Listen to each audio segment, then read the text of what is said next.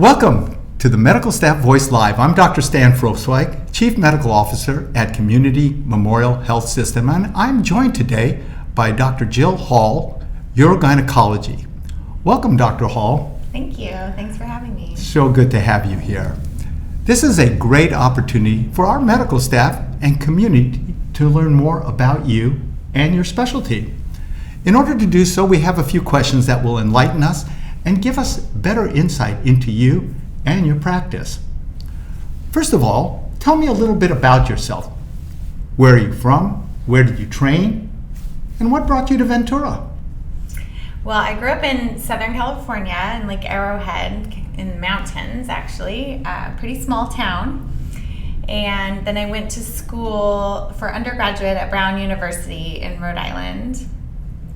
I was fortunate enough to find my way back to California and trained for medical school at USC Keck School of Medicine. And then my residency program was at UCLA, and my fellowship training was at Long Beach Memorial Hospital. Nice. I went to UC Irvine and was right down there at Long Beach. Right down the street. Yeah, it was a great place. Not many people fully appreciate what urogynecology even means. So could you tell us a little bit more about your specialty and what kinds of treatments might you perform in order to help people? Sure, of course. I like to describe it as a combination between urology and gynecology, especially focusing in female urology. And so it tackles many of the gynecologic conditions as well as urologic conditions. So particularly urinary incontinence, fecal incontinence, bladder, pelvic organ prolapse, etc. So. Yes, the way I understood it, which was explained very nicely by you to me way back when, was it really has to do with the whole pelvic floor and perineum. Exactly. Perineum is not very well understood, but pelvic floor, that part of the body, is all kind of connected the way you described it. Yes, and I think that's underappreciated, actually. That all of those organ systems, the gynecologic organs, the bladder, the bowel, all share this property, and so are all very intricately intertwined. That's really helpful. Thank you. And do you have certain age groups or limits? Do you treat children at all? What's your kind of self-imposed limits? Yeah, I don't have any strict limits. I would say that most people who suffer from pelvic floor dysfunction disorders are older in nature, typically because childbearing and childbirth is a number one cause of many of these disorders. However, there are some younger patients who do have pelvic floor dysfunction, so we don't put a strict rule about an age limit.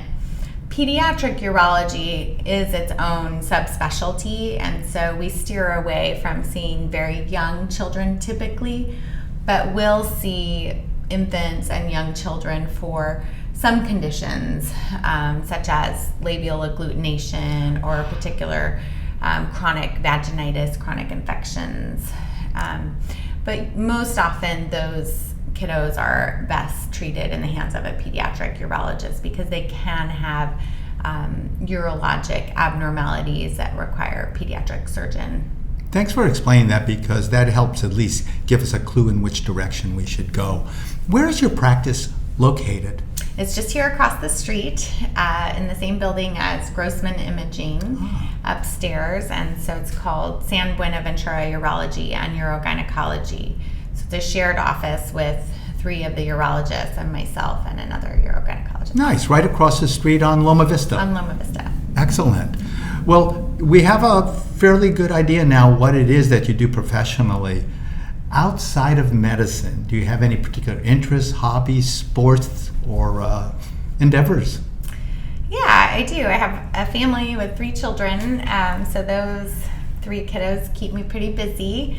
And I also played volleyball in college and continue to play and coach volleyball. So I'm coaching currently my daughter's club volleyball team. I'm also an active staff member at Oaks Christian School for their varsity volleyball program. Wow, it's nice to hear that your daughters are following in your tennis shoes. I hope so. Well, this is for me probably the most fun of all, and that is to get another perspective on your viewpoints. And it has to do more than anything with a stream of consciousness to these questions. So no perfect right answer, it's whatever you think. First of all, when on an airplane, do you prefer an aisle seat or a window seat, and why? Window seat. I always like to look at the horizon because I can tend to get a little nauseated. I understand, and I Motions. share your experience. So your preference, a day in the office or a day in the OR? Day in the OR. Spoken as a true surgeon. If you had not become a physician, did you have a backup plan or other dream? There was a moment in time before I went to medical school where I was going to be an artist. Wow, that is something. I took a year, worked in a gallery, was painting, and thought that maybe I was going to be an artist. Well, I'm kind of curious, have you continued your art efforts? I have on and off. It's a little challenging to be a surgeon and a mom and have lots of spare time, but I do sometimes in my spare time. Well, that sounds very reasonable. If you had a choice between superpowers, being invisible or flying, which would you choose? Ooh, I think I have to say flying. I could believe that. It sounds like you're flying already, so I think that's impressive. If you could compare yourself with any animal, which would it be and why? I don't know about a comparison, but I often have this recurring dream where I become a fish and I'm swimming underwater and then I can breathe underwater. And that's Wow. A really nice feeling. So I guess maybe that. That's a great thought. I like that. Do you like to snorkel? I like to snorkel. I like to scuba dive. Yeah. Wow, even Yeah. better. What is the best advice you would give yourself in high school if you could go back? Study more, be careful driving, or something more profound? Probably just to appreciate the small gifts that each day has to offer. I love that. Gratitude, huh? Gratitude. When you were in medical school, which was your favorite subject? Cardiothoracic surgery. Wow. Was my favorite rotation. How exciting. Yeah, it was really, I just thought it was so powerful. But I also knew that I couldn't do that and do anything else. It was going to be all encompassing.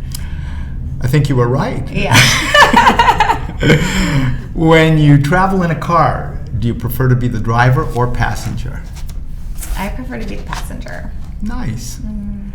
Card games or board games, and which is your favorite to play? Ooh, card games, gin rummy. Gin rummy. Wow, that's a mind game. Good. Good for you. So, what is the most interesting thing about you that we wouldn't learn from your resume alone? I think it's probably that I have an intrinsic happiness. I tend to just be a really happy person, and so I bring that with me kind of in my daily endeavors. It's pretty hard to rock my boat. How fortunate we are and your patients are for that characteristic. Thank you. Thank you for tuning in to learn more about Dr. Jill Hall. For more information on all the services and specialties offered at Community Memorial Health System, visit cmhshealth.org and be sure to like and subscribe for more of your community health system. Thank you, Dr. Hall. Thanks. You're welcome.